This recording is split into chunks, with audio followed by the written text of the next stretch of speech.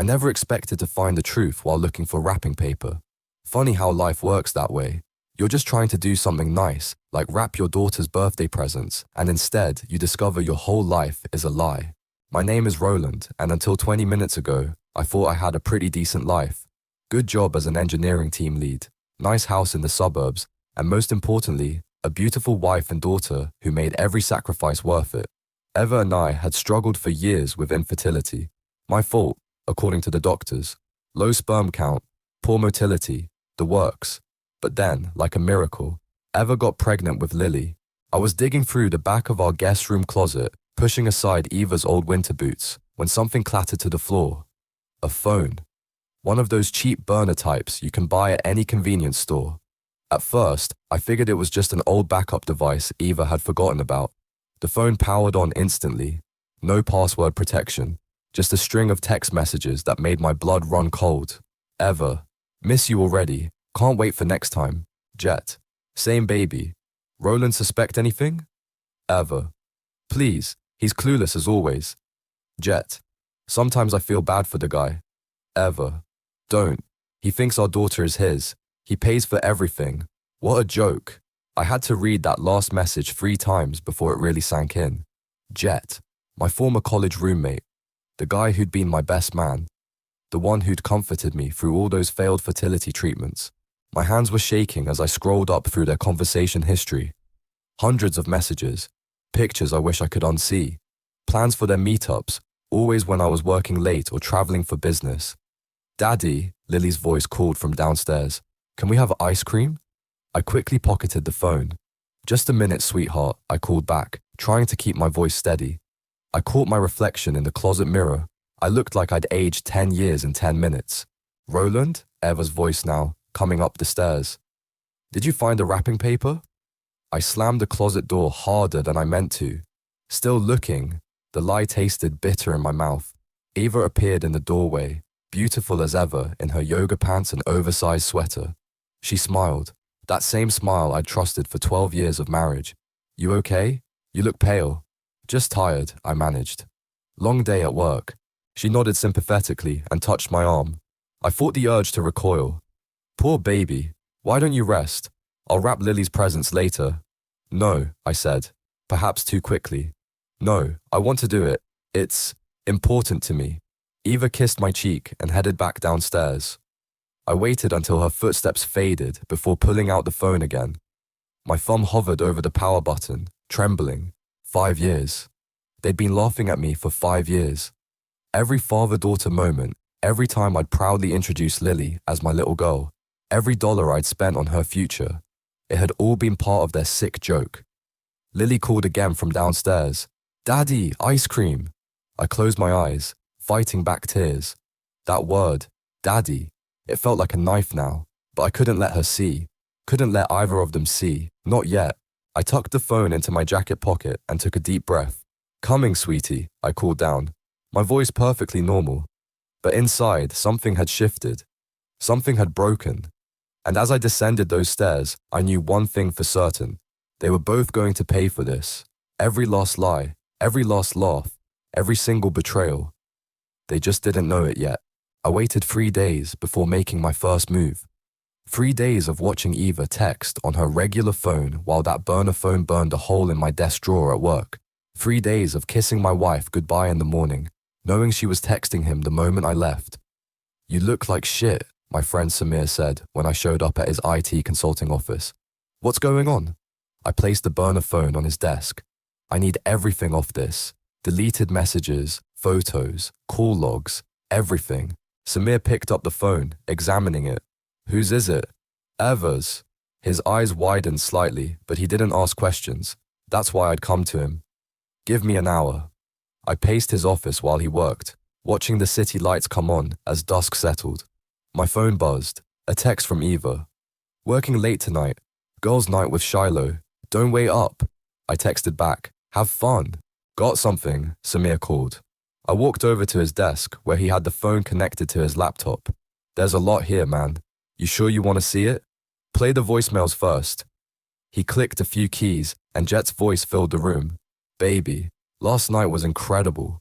All it took was a few convincing moans while he fell asleep crying about wanting a baby. Poor bastard has no idea. My fists clenched. Samir quickly turned down the volume. There's more, he said quietly. Pictures, videos. Show me everything. An hour later, I had a USB drive full of evidence and a timeline of their affair. 5 years, started right around when Eva got pregnant. What are you going to do? Samir asked as I stood to leave. First, I'm going to follow her tonight, because I guarantee she's not with Shiloh. I parked my car 3 blocks from our house and waited. At 8:30, Eva's car pulled out of the driveway. I followed at a safe distance, keeping 2 cars between us at all times. She drove for 20 minutes, finally pulling into the parking lot of the Riverside Hotel. I parked across the street and watched through my windshield as Jet met her at the entrance. He kissed her right there in the open, and they disappeared inside. My phone buzzed again. Eva. Having so much fun with Shiloh, miss you. I started the car and drove to Shiloh's house. Her lights were on, and I could see her through the window, alone on her couch watching TV. Eva's own sister was covering for her lies. Back home, I pulled out my old college yearbook. There we were, Jet and me, arm in arm at graduation. Best friends. He'd been unemployed for years, working on his music. Now I knew how he afforded his lifestyle. My phone rang. My brother Jameson. You missed our weekly call, he said. Everything okay? I stared at the yearbook photo. I need a lawyer, James. A good one. You free tomorrow? A pause. What's going on? I'll tell you tomorrow, but I need someone I can trust, and I need to know my options for custody. Another pause. Custody? Roland, what? Tomorrow, I cut him off. I'll bring proof. After hanging up, I sat in my home office, surrounded by photos of my family. My daughter's artwork on the walls, my wife's smile in our wedding photo, all of it built on lies. My phone buzzed one final time. Ava, heading home now, love you.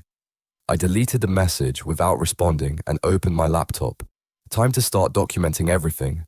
Time to plan. Time to make sure that when I finally revealed the truth, there would be no escape for either of them.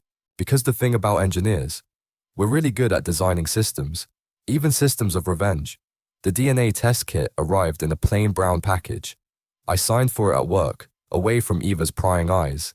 Inside was everything I needed: swabs, collection tubes, and instructions that made my stomach turn. I needed samples from both Lily and myself. Getting my sample was easy. Getting Lily's would require careful planning and a strong stomach. How was your day, princess? I asked that evening, trying to keep my voice normal as I helped Lily brush her teeth. Good. I drew a picture of our family. She grinned at me in the mirror, toothpaste foaming around her smile. My heart clenched. She had my eyes, I'd always thought. Now I wondered if I'd just seen what I wanted to see. Spit and rinse, I reminded her. As she did, I carefully picked up her toothbrush and slipped it into a plastic bag I'd prepared. One sample down. Daddy, can you read me a story? Of course, sweetheart. I tucked her in, read her favorite book about the rainbow fish, and kissed her forehead. I love you, I whispered. Love you too, Daddy. I waited until she was asleep before taking my own sample. The instructions were simple enough. Swab, seal, mail. In 2 weeks, I'd know the truth. My brother Jameson was waiting at his office the next morning. You look like hell, he said as I walked in. I dropped a folder on his desk. Everything's there. The texts, the photos, the hotel receipts, 5 years of lies. He flipped through the documents, his expression darkening. Jesus Christ, Roland. And you're sure about the timing? Around when Eva got pregnant? The messages go back to exactly then. I've already sent for a DNA test. Jameson leaned back in his chair. If it comes back negative, we can nail them for paternity fraud. That's a serious offense. Eva could lose everything. Good, I said coldly. Because I want more than just divorce. I want custody of Lily. Even if she's not, she's my daughter, I cut him off. Biology doesn't change that. But Eva and Jet, they don't deserve her. We'll need more than just the affair evidence, Jameson said, shuffling through papers. We need to prove Eva's an unfit mother. I pulled out my phone and played one of the recovered voicemails. Eva's voice, laughing about leaving Lily with a neighbor she barely knew so she could meet Jet. Another about driving with Lily after drinking at lunch with him. Jameson nodded slowly. Keep gathering. Everything helps. That evening, Eva was cooking dinner when I got home. The domestic scene felt surreal. Her humming in the kitchen, Lily coloring at the table, the smell of lasagna in the air. You're home early, Eva smiled, kissing my cheek. Thought I'd spend some time with my girls. The words tasted like ash. Oh, that reminds me, Jet and Michaela invited us over for dinner this weekend. I froze. Jet and Michaela? Yeah, it's been ages since we've seen them. Wouldn't it be fun? I looked at her face. So innocent, so practiced. How many times had she pulled this act? Sure, I heard myself say. Sounds fun. Later, after Eva and Lily were asleep, I sat in my office staring at the tracking number for the DNA test. 2 weeks. 2 weeks of playing happy families. 2 weeks of watching Ava text him, lie to me, play me for a fool. My phone buzzed, a text from Jameson. Documents ready when you are. Just say when. I typed back, not yet. Wait for the test. Then we destroy them both. I closed my laptop and walked to Lily's room, watching her sleep. Whatever the test said, I'd protect her.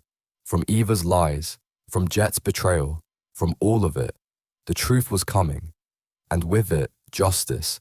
The DNA results arrived on a Tuesday. I sat in my parked car outside the office, staring at the envelope for 10 full minutes before I could bring myself to open it. Probability of paternity, 0%. I didn't cry, didn't scream, just sat there, letting the reality sink in. Scientific confirmation of what I'd already known in my gut. Lily wasn't mine, not biologically. My phone buzzed. Eva. Don't forget Lily's birthday party planning meeting with the event coordinator today. 3 p.m. Right, the party. Eva had been planning it for weeks, a huge celebration at the Crystal Garden event hall. All our friends and family would be there. Perfect. I drove to Jameson's office first. Got the results, I said, dropping the paper on his desk. He read it quickly. I'm sorry, Roland. Don't be. Now we can move forward. I want everything ready for the party. The party? You're still going through with that? I smiled coldly. Oh yes. Eva wants a big show. I'll give her one she'll never forget. The event coordinator, Maria, was waiting when I arrived at the hall. Eva was already there, chattering excitedly about decorations. Roland, she beamed. I was thinking we could set up the projector here for the photo slideshow. Wouldn't that be perfect? I looked at the blank wall, imagining what I'd project there instead. Perfect. And I invited everyone, Eva continued. Even Jet and Michaela. They finally RSVP'd, yes. Wonderful, I said, and meant it. That evening, I was helping Lily with her homework when she looked up at me with those eyes. Eyes I'd foolishly thought were mine. Daddy, why do you look sad sometimes when you look at me?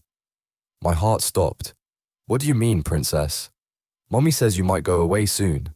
Are you sad because you're leaving? I set down her pencil, fighting to keep my voice steady. Who told you that? Mommy. Lily nodded. She was talking to Uncle Jet on the phone. She said you're different now. I pulled her into a hug, holding her tight. Listen to me, Lily. I will never leave you. No matter what happens, I will always be your daddy. Understand? She nodded against my chest. Promise? Promise. After putting her to bed, I found Eva in our bedroom, texting on her phone with that secret smile I now recognized. Eva? Why did you tell Lily I might leave? She looked up, startled. What? I never... Don't. My voice was ice. Don't lie to me. Not about her. Eva's face shifted, showing a flash of something. Fear? Guilt? Before smoothing into concern. Honey, are you okay? You've been acting strange lately. I stared at her. This woman I'd loved for 12 years, seeing her clearly for the first time. The manipulation, the practiced innocence, the casual cruelty. I'm fine, I said. Just tired. The party planning and all. She relaxed visibly. I know it's expensive, but Lily deserves the best, right? Right. I headed to the bathroom, pausing at the door. By the way, I added something special to the slideshow. A surprise for everyone. Oh, what kind of surprise? I smiled. You'll see. Good night, Eva. In my office, I opened my laptop and pulled up the presentation I'd been working on. Photos of our happy family dissolved into screenshots of texts, hotel receipts, DNA results, everything. My phone buzzed. Jameson. Papers are ready, sure about the party? I typed back. Absolutely. Time they both learned what it feels like to lose everything they love. Then I went to check on Lily one more time. She was sleeping peacefully, clutching her favorite stuffed elephant. Biology be damned, she was my daughter. And after the party, Eva would never hurt her again. The morning of the party, I brought Eva breakfast in bed. Fresh coffee, croissants from her favorite bakery, strawberries arranged in a heart shape. She deserved one last perfect morning. You're so sweet, she smiled, pulling me down for a kiss. What's the occasion? Just wanted to make today special. I watched her eat, memorizing her face. In 12 hours, that smile would be gone forever. Samir arrived early to set up the AV equipment. Cameras are hidden, he murmured, as we pretended to check the sound system. One by the main entrance, one facing the presentation wall, one on the gift table. We'll catch every reaction. Perfect. I handed him an envelope. Make sure Michaela gets this when she arrives. The hall looked magnificent. Eva had outdone herself. Pink and gold decorations everywhere. A professional cake display. Even a small stage for the children's entertainment. The irony wasn't lost on me. Everything okay? Eva touched my arm. You seem distracted. Just thinking about my speech, I said. Want it to be perfect. She squeezed my hand. You're such a wonderful father. The guests started arriving at 4. Eva's parents first, her mother Vera, already dabbing at tears, talking about her precious grandbaby. Eva's sister Shiloh swept in with an enormous gift, shooting me her usual condescending smile. Then Jet and Michaela arrived. He looked exactly as smug as I remembered. Roland, my man! He pulled me into a hug. I returned it, feeling him stiffen slightly at how hard I squeezed. So glad you could make it, I said, locking eyes with him. Wouldn't be the same without you. Samir caught my eye and nodded. The envelope had been delivered to Michaela. She was reading it now, her face pale. Where's the birthday girl? Jet called out, too loudly. Eva appeared with Lily, and I watched him hug them both, his hand lingering on Eva's waist. Daddy, Lily ran to me. Can we do cake soon? Soon, princess. First, I have a special surprise for everyone. The room filled quickly. 30 guests, maybe more. All the important people in Eva's life. Perfect witnesses. Time for the slideshow, Eva announced, dimming the lights. I took the stage, champagne glass in hand. Before we begin, I'd like to say a few words about family. Eva beamed up at me. Jet smirked. Michaela stood alone in the corner, clutching her purse, looking sick. Family is built on trust, I continued. On honesty, on loyalty. I clicked the remote. The first photos appeared, Eva and me on our wedding day. I've learned a lot about family recently. Click. Eva and Lily in the hospital. About what it means to be a father. Click. A family vacation photo. About the sacrifices we make for those we love. Eva's smile was starting to fade. She could sense something was wrong. Click. The DNA test results filled the screen. The room went silent. But most importantly, I said into the stillness, I've learned about betrayal. Click. Screenshots of texts between Eva and Jet. Click. Hotel receipts. Click. The voicemails. Eva's mother screamed. Jet lunged for the exit, but Samir blocked his way. Michaela started sobbing. 5 years, I said, my voice carrying across the stunned room. 5 years of lies, of mockery, of raising another man's child while you two laughed behind my back. Eva stood, shaking. Roland, please. The divorce papers are with your father, I cut her off, along with evidence of paternity fraud and financial deception. Sign them or everything goes public. Your choice. I walked off the stage toward Lily, who looked confused by the chaos. Come on, princess, time to go home. But my party. We'll have another one, I promised, lifting her up. A better one, just us. As we walked out, I heard Ava's wails behind us, the shouts, the accusations beginning, but all I felt was peace. Sometimes the best revenge is simply telling the truth. The chaos that followed was exactly what I'd planned for. Eva's mother Vera collapsed into a chair, fanning herself dramatically. Shiloh rushed to Eva's side, but her eyes met mine with something new. Understanding, maybe even respect. You bastard! Jet lunged at me, but Samir and 2 other guests held him back. You had no right. No right? I handed Lily to Jameson, who was waiting by the door. Take her to get ice cream, would you? Uncle and niece time. Once Lily was safely out of earshot, I turned back to Jet. No right, like you had no right to sleep with my wife, to let me raise your child while you both laughed about it. Roland, please, Eva sobbed, mascara running down her face. We can talk about this. Oh, now you want to talk? I pulled out my phone and played one of her voicemails through the speaker. He's such an idiot, baby. Working overtime to pay for our daughter's college fund while I'm here in bed with you. Michaela stepped forward, her voice shaking. How long, Jet? How many other lies? Mika, it's not, Jet started. 5 years, I cut in. Started right when Eva got pregnant. Check your phone, Michaela. I sent you everything. Eva's father stood up, divorce papers clutched in his trembling hands. Eva Marie, is this true? Did you really? Daddy, I can explain. Explain what? I projected another text conversation onto the wall. How about explaining this message where you joke about using my infertility struggles to cover your tracks? The room erupted again. Eva's mother was now praying loudly in the corner. Shiloh had backed away from her sister, disgust evident on her face. Jet was still being restrained, though his fight seemed to be draining away as Michaela scrolled through her phone, tears streaming down her face. The papers are simple, I announced over the chaos. Eva signs over full custody. She admits to paternity fraud. In exchange, I don't press criminal charges or go public with the evidence. You can't take my daughter, Eva screamed. Your daughter? I laughed coldly. The one you left with random neighbors to meet your lover. The one you drove around drunk after your lunch dates. It's all documented, Ava. Every neglectful moment. Every lie. I'll fight you, she threatened. Please do, I nodded to Jameson, who had returned without Lily. My brother's firm would love to take this to court. Imagine the headlines. Woman deceives infertile husband, forces him to raise lover's child. Your reputation would be destroyed. Your career over. Is that what you want? Eva crumpled to the floor, her perfect party dress pooling around her. Sign the papers, Eva, her father said quietly. You've done enough damage. I watched as she crawled to the gift table, borrowed a pen, and signed away her rights to Lily.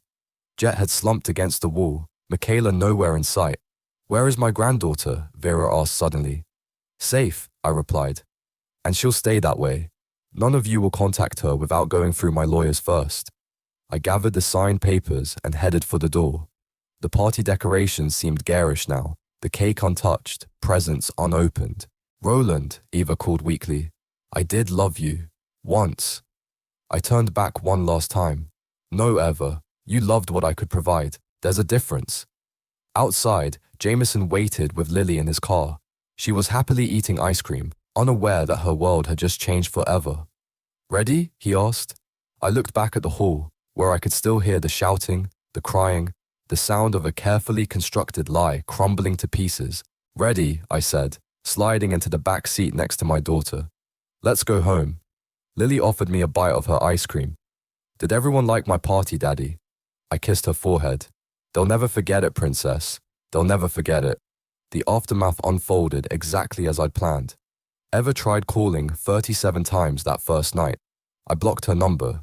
Jet showed up at my office the next day, but security was ready for him.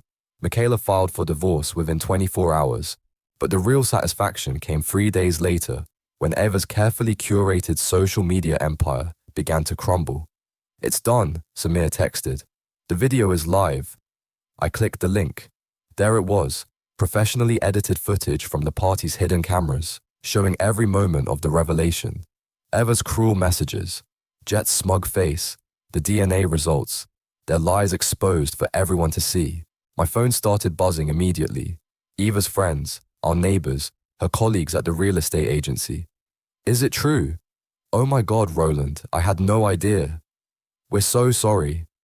Then came the text I'd been waiting for, from Eva's boss. Due to recent events reflecting poorly on our agency's reputation, we regretfully must terminate Eva's employment, effective immediately. I forwarded it to Jameson, who replied, perfect timing.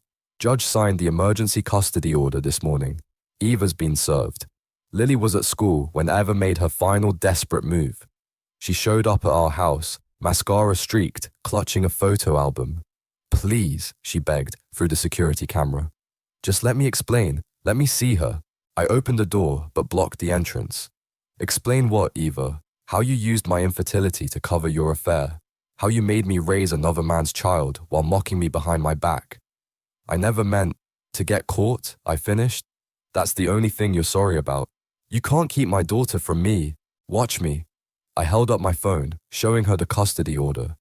You signed away your rights, and thanks to all the evidence of your, let's call them questionable parenting decisions, no judge will overturn it. I'll tell Lily the truth, she threatened. Go ahead. When she's older, I'll tell her myself. I'll show her how her mother chose an affair over her family, how she put her own selfish desires above her daughter's well-being, how she… Everything okay here? Our neighbor Mark appeared in his driveway, phone raised. More neighbors were watching from their windows. Eva's face crumpled as she realized her perfect suburban life was gone. No job, no husband, no daughter, no reputation. You've ruined me, she whispered. No, Ava, you did that yourself, one lie at a time. She turned to leave, then stopped. What about Jet? He's her real father. Jet? I laughed. The unemployed musician who's being sued for every penny by his soon-to-be ex-wife, who's facing potential criminal charges for paternity fraud. That Jet? Eva's shoulders sagged in defeat. As she walked to her car, her mother pulled up in a Mercedes. Get in, Vera ordered. You can stay with us until… She glared at me. Until this mess is sorted out. It is sorted out, I called after them. And Vera, those country club memberships you love so much, might want to prepare yourself. People talk. I watched them drive away, then checked my phone. The video had gone viral in our community. Eva's carefully curated social media accounts were flooded with comments. Her sister Shiloh had publicly denounced her. Even her father's law firm was distancing itself from the scandal. Later that evening, I picked up Lily from school. She was clutching a drawing. What's that, princess? It's our family, she said. Just you and me now. Is that okay? I hugged her tight, fighting back tears. That's perfect, sweetheart. That's exactly how it should be. My phone buzzed one last time. Michaela. Thank you for telling me the truth.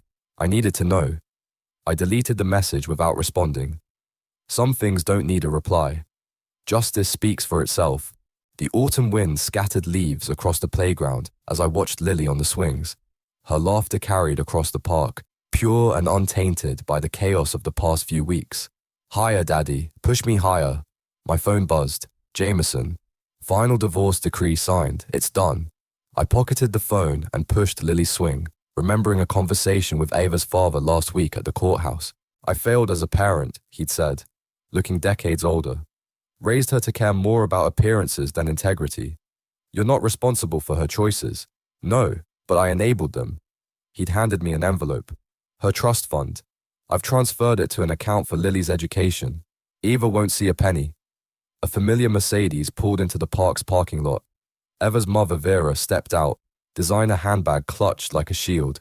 Roland, she called softly. May I speak with you? I glanced at Lily, still swinging. Make it quick. Eva's in therapy, Vera said. She's finally facing her issues. And she swallowed hard. I owe you an apology. I knew something wasn't right. I chose to ignore it. Protecting your daughter? Protecting my illusions. She looked at Lily. We've lost our standing at the country club. Old friends won't return calls, but perhaps we deserve that. Consequences usually find us, Vera. She nodded, tears forming. Could I? Would you ever consider letting us see Lily? Under supervision, of course. That's not my decision anymore. I handed her my lawyer's card. The court appointed a child advocate. Talk to them. As Vera walked away, Lily called out, Daddy, watch me jump. I turned just in time to see her leap from the swing, landing perfectly. Did you see? Did you see? I saw, princess. You're amazing. My phone buzzed again. Samir this time. Jet's wife took him for everything. He's moving back in with his parents in Ohio. Good. Let him run. Ice cream? Lily asked hopefully. Sure, but first, someone wants to meet you. Right on cue, a woman with kind eyes approached us. Hi Lily, I'm Ms. Rachel. I'm going to be your counselor. Like a teacher? Like a friend who helps you talk about your feelings. I watched them chat, grateful I'd found a child therapist who specialized in family trauma. Lily would need help processing everything when she was ready. A text from Shiloh. Eva's moving to California. Fresh start, she says. I told her not to contact me until she's done serious work on herself. I deleted the message without responding. Eva's journey wasn't my concern anymore. Daddy, Lily tugged my sleeve. Ms. Rachel says we can get ice cream now. At the ice cream shop, Lily got chocolate with extra sprinkles. Rachel and I discussed therapy schedules while Lily drew pictures with the crayons the shop provided. She's resilient, Rachel observed. And she has a father who puts her first. That makes all the difference. Look, Lily held up her drawing. It's us having ice cream. Simple moments. Real love. No lies, no pretense, no carefully curated social media posts. Just a father and daughter building something authentic from the ashes of betrayal. My phone buzzed one final time. Ava. I know I don't deserve forgiveness, but I hope someday. I blocked the number before finishing the message. Some chapters need to stay closed. Daddy, can we go to the bookstore next? I smiled at my daughter. Biology be damned. She was mine in all the ways that mattered. Of course we can, princess. We have all the time in the world.